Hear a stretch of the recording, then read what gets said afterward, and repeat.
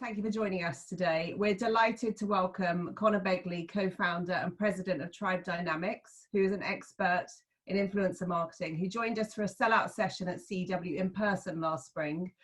We're delighted to welcome you back, Conor. Thank you for your time this morning, In the next half an hour, he's going to run through some valuable case studies for the UK and also walk us through how he and his team anticipate that COVID-19 will affect the future of influencer marketing. Please keep questions coming through either on chat or on the Q&A. Ben and Conor's team will be feeding these through at the end of the session. So without further ado, over to you, Conor. Thanks. Thanks, Ali. And thanks everybody who joined. Really appreciate it. It's great to be digitally or virtually in the EU, even though, or I guess in Europe, even though I can't necessarily be there physically. And hopefully everybody can see the screen. If you can't, just let us know in the chat. And just to recap on who Tribe is, Ben makes me do this because he's our director of sales. So, this is the slide you get. We are a software company that helps beauty, fashion, and lifestyle brands to measure their digital earned media. So that's content that other people create about you. So that's influencers, bloggers, magazines, etc. And that's kind of who we are. So let's get into some really quick data, just so everybody's on the same page from a topical perspective. So first thing is I want to quickly define what EMV is, only because we're going to use that metric quite extensively during this presentation. So EMV stands for Earned Media Value. That's our estimate for how much value these influencers are driving for brands. So this is kind of the example that I typically use, only because you can't get this view anymore.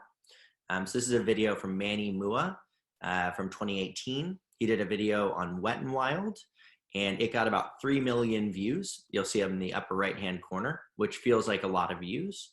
But that number in the middle is really the one that stands out.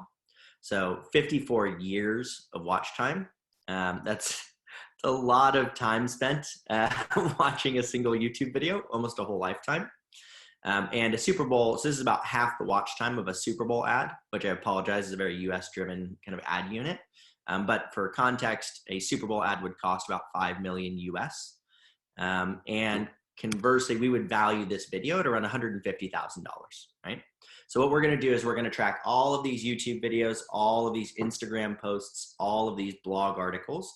We'll track all that content. We'll determine what brand that content is talking about, in this case, Wet n Wild, and then we will value each one of those pieces of content. And that gives us kind of an overall number. Okay, so let's get into the gist of today. So what we wanted to do was to really answer a few questions for people about how they can approach the influencer space, given that, people are on furlough, you've lost headcount, you don't have the same amount of time or budget that you used to. So we posed a few questions.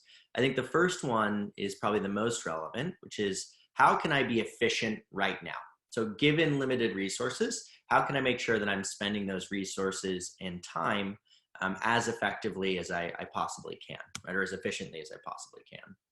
So this is a quote that I really like. So it says, growth is good, but retention builds empires. So retention is the concept that we're really gonna focus on.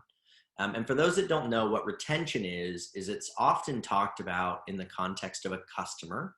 So like I as a customer, or I as a brand, can retain a customer, meaning they continue to buy from me over time, right? They bought me the first time and they liked my product so much that they continued to buy from me in the future. That's what it's typically referred to, is from a customer perspective. And the reason that retention builds empires is that, one, getting new customers is expensive. So getting somebody to try you for the first time, it takes some real effort. Two, there are a finite number of customers for any brand. So, no matter what you sell, there are only so many people that are ever going to buy your products. Like for us, we know that there's about 5,000 customers out there in the segments that we focus on that will be a good fit for us. There's only 5,000. There isn't an unlimited bucket of them. Three, happy customers tell friends. So if you treat people really well and they continue to buy from you over time, they will often go out and tell their friends about you. And I think four, unhappy customers tell even more friends. So if you look at any of the data on customer retention, the kind of more unhappy somebody is, they are significantly more likely to tell more people than the happy customers. So if you aren't retaining customers, they're likely unhappy, and they're likely telling people that they're unhappy. Now, the reason that we're talking about retention and customers is that we kind of applied the same lens to the influencer space. It turns out that you're seeing the exact same patterns. So what this is a graph showing brands that grow consistently in EMV, meaning they have a lot of influencers talking about them and that is growing over time, versus brands that do not. And what you find is that the brands that grow retain about 10% more influencers every month than those that do not. And what I mean by that is every month, so say for example, ColourPop, who we track in the US and is our #1 brand in the US, they on a monthly basis, about 89% of their EMV this month will come from the exact same influencers as the month before. So it's not them constantly going out and finding new people, it's them getting the same people that have been talking about them in the past to continue to talk about them in the future. And that would be about 10 percentage points better than a brand that is not doing that well. We'll dive into what that difference is. Second is when you look at EMV versus retention, it's a perfect line here, right? So as retention goes down, EMV goes down. As retention goes up, EMV goes up. So this is a line graph over 2019, so Jan to December for Benefit Cosmetics. And you see this across every brand that we track. So this is Moroccan Oil, which is in the hair care space. As EMV goes up, or as retention goes up, EMV goes up. As retention goes down, EMV goes down. This is Drunk Elephant in the skincare space. As one goes down, the other goes down. As one goes up, the other goes up. And the reason this is important is, again, if you're getting back to this question of efficiency, you really shouldn't be spending your time constantly trying to find new people. Right? Your core group of people that are already talking about you are really what's driving your success holistically from an influencer perspective. So another way to look at this is I pulled the data for NARS Cosmetics in the UK. So NARS is doing a really good job of retaining influencers. So what we've done is we've bucketed their influencers into 3 different groups. You'll notice on the left-hand side. So you've got the loyal group at the top. So the loyal influencers are influencers that have talked about NARS in 2018 and talked about them in 2019. So that means they stuck with them over the course of 2 years, okay?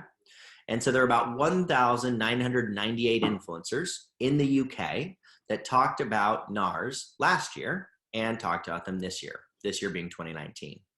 And on top of that, they actually grew the amount of EMV that they generated for NARS from 83 million up to 123 million, meaning that core group produced almost 50% more EMV for them without having to go out and find anybody new, right? So massive growth just out of their core group without having to find any new people. Second, their past group. So these are influencers that talked about them last year being 2018, but did not talk about them this year, meaning they dropped off. And what you notice here is that there's a very low number here. So NARS does not have a lot of people falling out of the funnel. They're doing a very good job of ensuring that influencers stick around.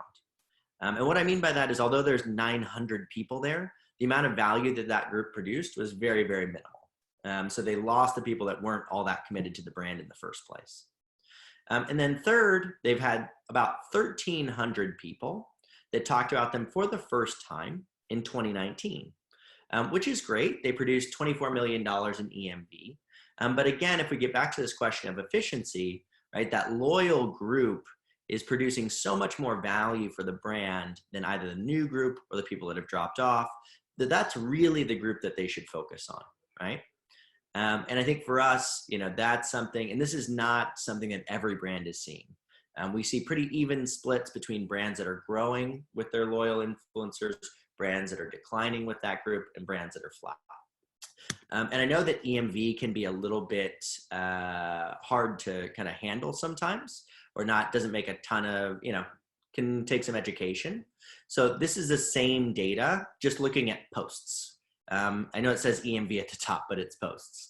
So for NARS, they went from 26,000 posts from their loyal group to 30,000 posts, meaning 30,000 YouTube videos, Instagram posts, blog articles created just by influencers in the UK, just about NARS cosmetics.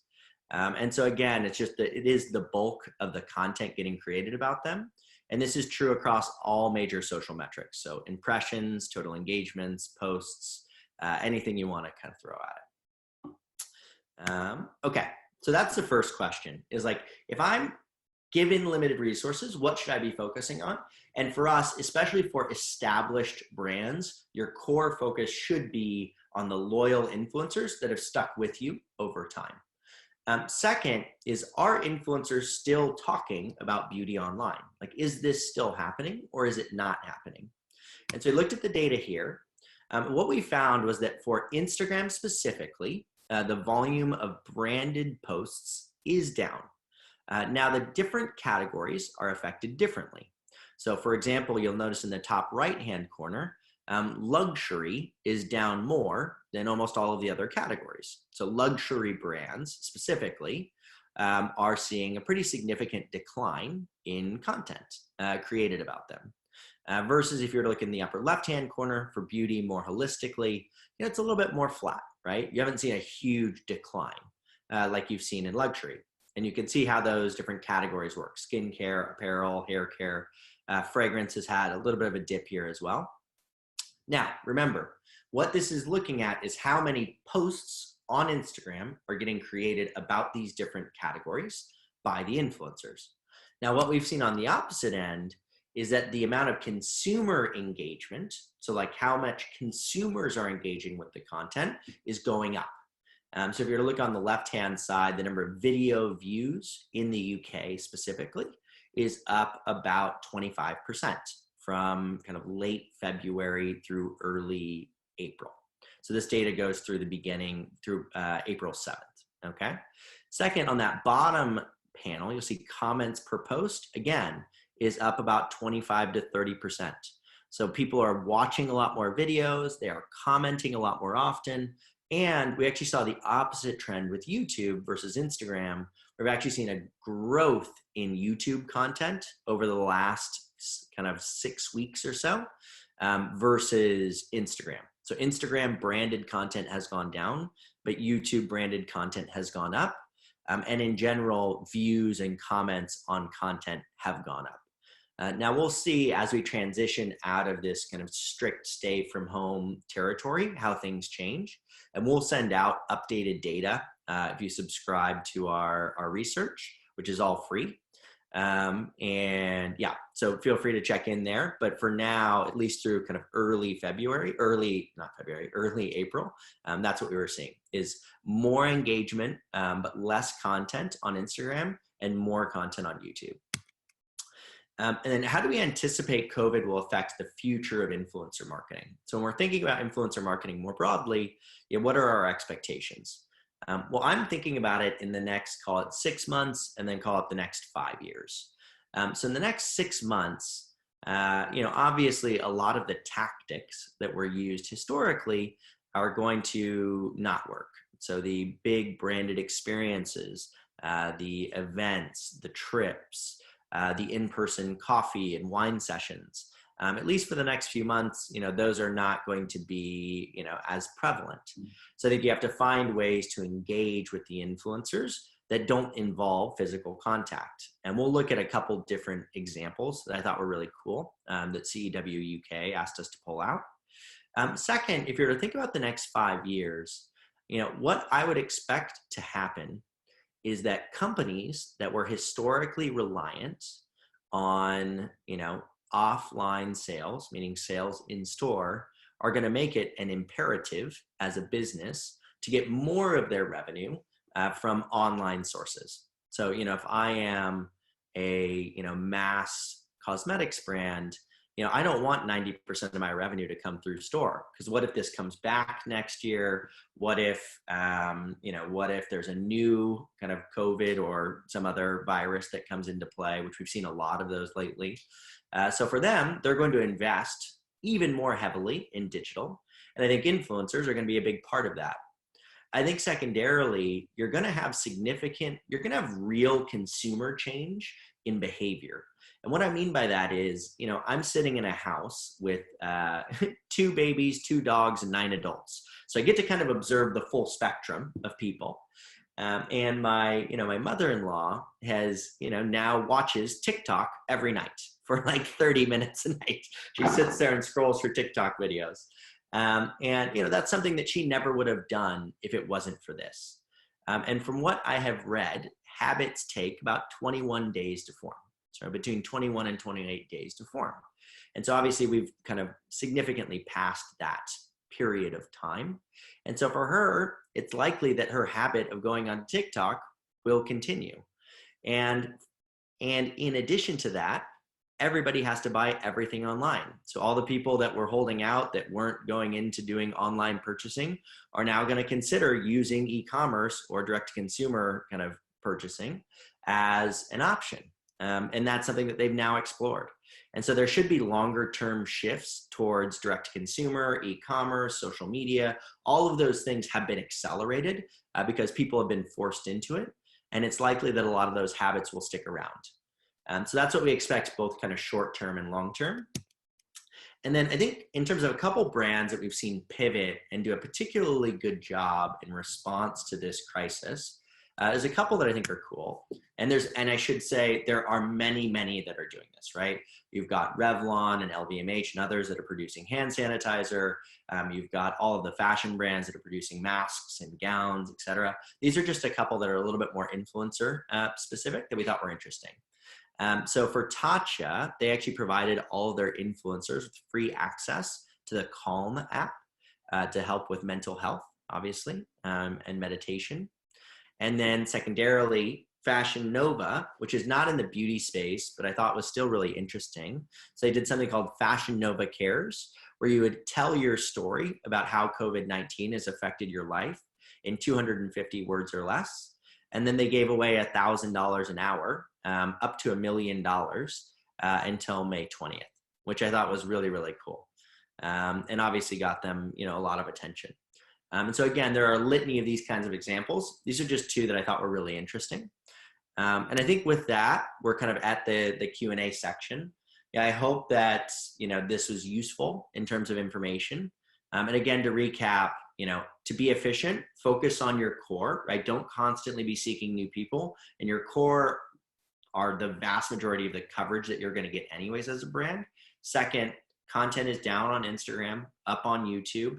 In general, consumers are on social media a lot more than they were previously. And then 3, short term, you're going to have to be innovative and find new ways to connect with people, whether that's video conferencing or otherwise. But long term, I would imagine this to be beneficial to the influencer industry as a whole. But obviously take that with a grain of salt. I've got rose-colored glasses on. We did start a whole company around influencer marketing. So I would hope, generally that we're going to be bullish about it. So I think with that, I'll get to the Q&A. And again, remember, it should be either at the top or the bottom of your screen. We already have a few questions, and I'll let Ben kind of field those. And I'm happy to, I do have a board meeting at 8:30. I'm happy to answer those questions until that time. Awesome, thanks, Conor. The first 2 I'll actually be able to answer on your behalf. Someone was looking to where we can get kind of the chart and data post lockdown, and also where they can sign up for the research data. So luckily, Conor just updated the slide. If you head over to the Tribe Dynamics website, all of the reports that Conor just talked through are actually available in this month's research that we've released. And as we do kind of post-COVID research, we will update it there as well. So just head over to the site.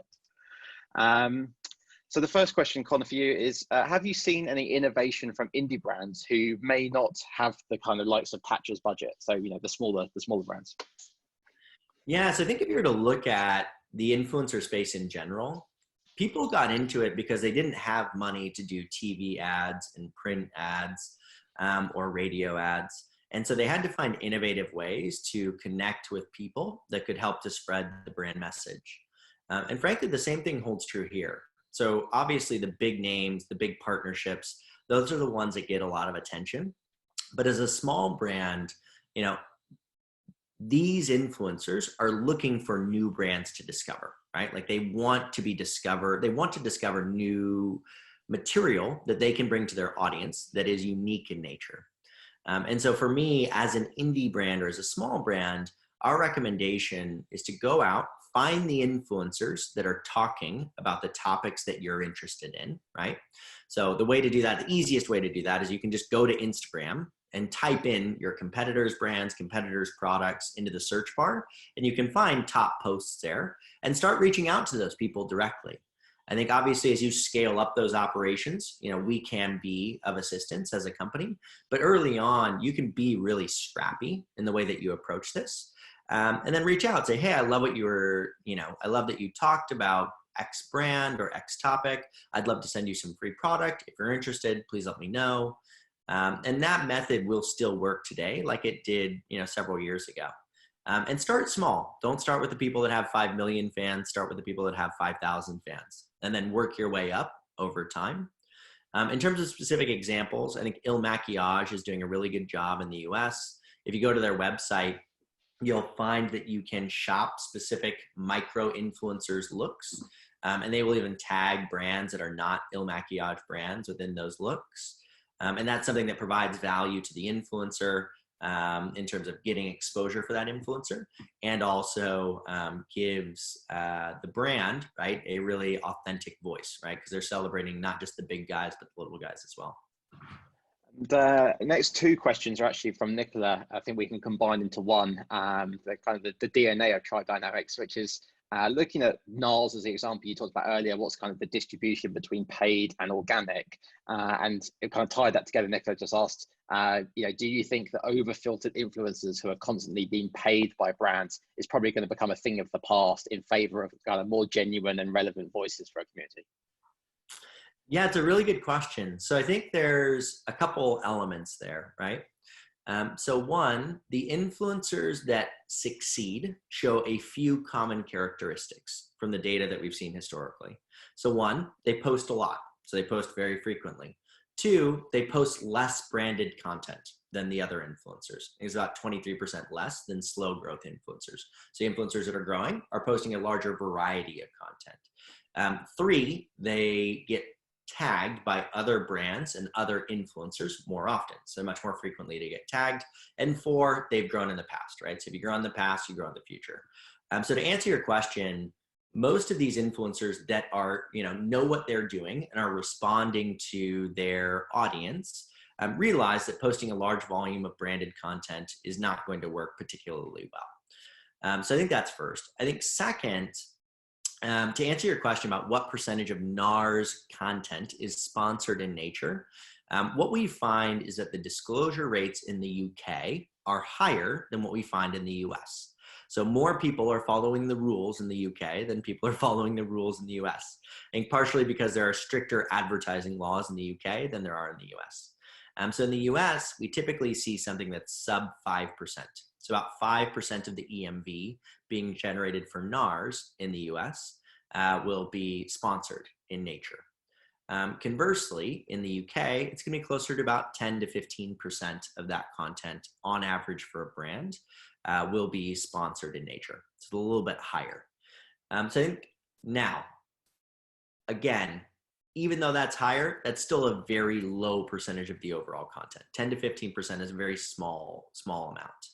And the reason for that is if you were to think of an influencer like a magazine, if I were to buy, Glamour magazine and every page was an ad or every other page was an ad, I'd be like, why? This magazine is worthless. Why did I buy this?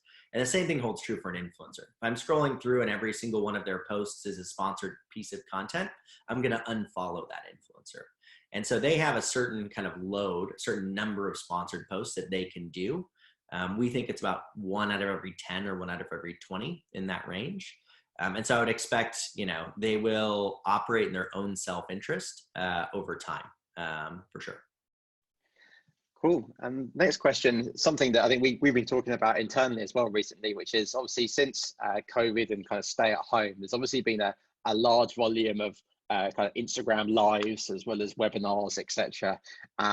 Do you think kind of once COVID passed, we'll see kind of a decrease in that because everyone's going to kind of go back to their normal routines and not have all the time that they actually have on their hands? Yeah, you'd have to imagine people will revert to some of their original behaviors. At the same time, we're going to be putting on, this hasn't been announced yet, so don't tell anybody. But we're going to be putting on a very large digital conference on May 13th. It'll have, I think we're up to 24 speakers, all VP level and above. About half of them are CEOs and or founders of brands across the beauty and fashion spaces. And for those groups specifically, and so for us, we're putting this on, it's like, oh, wow, like we can get absolutely amazing people because we don't expect them to fly all the way to San Francisco or to New York or to LA or to London to have an event, right? They can dial in from their homes and everybody can have access to them. And although this doesn't necessarily replace in-person events for us, I do think it's something that's going to be, maybe we should do that format more often, just like an all-day webinar with like the best people around the world at their jobs. And so I think that is, that's a behavior that could potentially permanently change for us. So yeah, so I would expect it to die down. There certainly won't be as many webinars in the future as there are today. Ben likes to call it death by webinar, but I do expect there to be more webinars in general in the future because people have realized that it is actually a pretty good format. I know I've had my mind changed on it for sure. Yeah, I think just to support that, I think it's also become, much more, I think I've seen it recently in fashion weeks, people are saying it's so much more cost effective as well for businesses, rather than the tens of thousands that people are investing to get people at physical locations, digital is much more efficient and cost effective. Totally. Do you feel that beauty has an advantage versus fashion influencers in the kind of context of post-lockdown? I mean, if you were to go back and look at that data, right? So luxury brands, and that's not just luxury beauty, that's luxury, both beauty and fashion, has seen some pretty significant declines. I think apparel has also seen some pretty solid declines as well. So I think that, the outfit of the day posts or the runway shows, they've just become harder to do than they were before. And so I think, and if you were to look at the numbers, I think the apparel industry and fashion industry has been hit harder by COVID from a revenue perspective than beauty has been hit. Because again, for a variety of reasons that we don't have to get into today. So I think that they have had a harder time in the short term. Now, does that mean they'll have a harder time in the long term? I don't know. I haven't really thought about it enough. I would imagine people still want to buy clothes and still want to wear clothes, maybe more pajama bottoms than they bought in the past. But yeah, I'm not sure longer term, but in the short term, the luxury industry has been hit pretty hard. I know you mentioned obviously there were some kind of brands that have done positive activity during this time. Have you seen any that have done a bad job and done negative feedback? I don't like to call anybody out for a negative. I'm sure you can Google it and find the faux pas. I'll let the journalists call people out. I've gotten in enough trouble for highlighting negative events before. I'm not gonna make that mistake again, especially because some of the clients. So I definitely won't do that. I think that was definitely a trick question for you, Conor. And how do you balance, it's an interesting question actually, how do you balance influencer activity spend versus kind of ethical charitable activity at the moment? Obviously brands only have a certain amount of money to spend, how can they make the most of it? Yeah, it's a really good question. I think there's, obviously everybody wants to be charitable during this time. And I think there's been brands, across the industry that have done amazing jobs with that, right? Manufacturing resources to produce PPE and other materials. I think at the same time, there is something to be said for continuing to contribute to the economy and continuing to keep people employed. If companies don't make money, they can't continue to pay people. And if people can't continue to get paid and they don't have jobs, then ultimately that really has a long-term negative effect on their companies. So I think finding a balance across these is going to be critical. How can you continue to support people? Like for one of the things that we're doing, and feel free to reach out, anybody that's on the call, we are collecting all of the job postings across. We work with a few hundred different brands. Collecting all the job postings for people that have either been furloughed or laid off from our companies, Because the nice thing for us is we can actually see, like, you used to be in the software, now you're not in the software. Maybe something happened. So we can reach out and see if we can help. So if any of you guys are looking for jobs, feel free to contact us and send us resumes, and we can try and route those to the companies that are hiring. But I think that, finding a balance between how can you, help people that are in need, but also how can you continue to employ the people that are working for your company is a tough balance to find, but something, there does need to be some balance there, I think. And I think influencer marketing can help in that regard. I've got 2 questions left. Next one is, what do you do from a brand perspective on kind of recommending to an influencer kind of which content channel you want them to publish on, or should you at all? And kind of the follow up to that was, where do you think influencer marketing will kind of fit in as a whole? Kind of once we go back to normal, in brackets they put, do you think brands will continue to have budgets to continue supporting influencers? Yeah, I mean, I think that one definitely will be the case. Again, one of the only ways that you can reach your customers right now is online, and I expect that to continue in the future. And so influencers are just a really big part of that. And frankly, I think a lot of our brands maintain significant budget towards influencers today. Although, despite the fact that they are having significant declines in revenue. And then the first question, sorry, say that again, Ben, was what's the kind of approach that a brand should take, or should they, of directing which channel the influencer should actually post about you on? Yeah, so influencers, in the surveys that we've done with influencers in the past, they generally have a very negative response to feeling controlled or feeling like they're being told what to say. So say, hey, say this on this at this time. It's just not, it removes their kind of editorial control with their audience. And obviously they'll do it for a certain amount of money, but it's just not, it's not generally looked on favorably. So for me, I think if you really want to reach influencers on YouTube, work with influencers that talk about, that are on YouTube. And it kind of works itself out naturally. I think obviously you can request and be like, hey, we can let them know your objectives. Say we're really trying to drive our, follower count on TikTok, which Tribe is rolling out now, which FYI. And so we're really trying to drive TikTok. Can you post this on TikTok? I think you can request that, but just don't be forceful, and know that they are very sensitive to it. Final question, and a bit of final question, and a crystal ball one at that as well. Yeah. In beauty, do you foresee the content mix will switch back to Instagram branded post content while growing after COVID-19, or do you think YouTube content will continue to grow even more? It's really hard to say. I think for me, the thing that I've been paying a lot of attention to is actually TikTok more than the others. I think it's just it's a fun platform that I think people are really getting into. And I would imagine that, that's where a lot of that content is going on the Instagram side. Not necessarily, it's not people just deciding they don't like Instagram. It's them moving their behavior to something else that's somewhat similar. And so for me, that's where I think it's going. And I think that will slow down in some ways, because TikTok's actually just built perfectly for this pandemic. They, their videos at home doing fun dances with your family and friends. And so, so I'd expect that to slow down, but still be like a major force that takes a chunk out of Instagram, versus, YouTube and TikTok really just don't compete with each other, right? One's very long form video and one's very short form content. So. All right, I think with that, I've got to wrap it up, but Sally, did you want to say anything to the group? I just wanted to thank you both for your time, and you've got to get to your board meeting. You're going to be late. I know you're the boss, but you've got to be on time. So to everyone that joined, we're going to put a recording of this up so you can watch it again. Obviously, you've got the Tribe details on the screen. If you have any questions and you can't get through to Conor, we can definitely put you in touch. Keep in touch with us at CW UK, and we'll see you soon.